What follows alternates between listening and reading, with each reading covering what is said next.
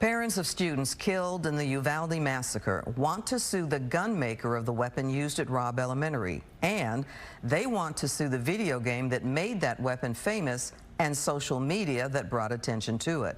Fox 4's Sean Rabb is in the newsroom tonight. Sean. Yeah, Clarice, a big hearing in a California court today, whether the suit can go forward or be thrown out, as the defendants, some of the biggest companies in America, are asking.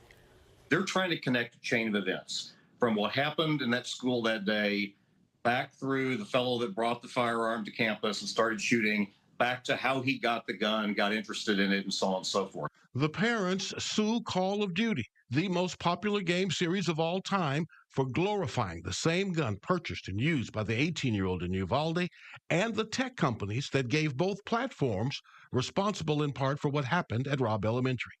21 killed, including 19 children and 17 others injured.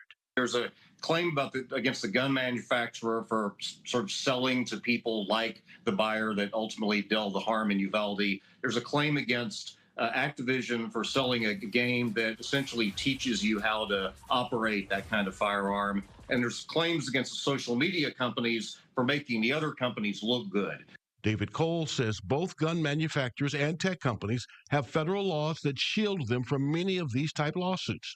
For Meta and Instagram, it's the Communications Decency Act, and a part of that considers tech companies no different than a power company that sends electricity through its lines. But one of the arguments that's developed in these cases is, no, you're not like the power company. You have algorithms that actually go into the flow of information on your site, and you adjust it and send it to people who you think are going to be more interested and want to interact with it more.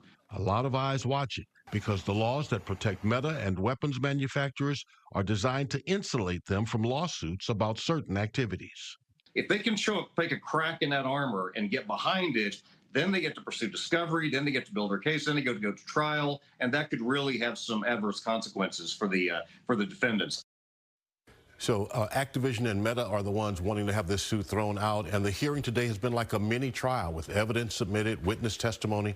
There is some precedent for a lawsuit like this. Back in 2022, families of Sandy Hook victims reached a $73 million settlement with gunmaker Remington.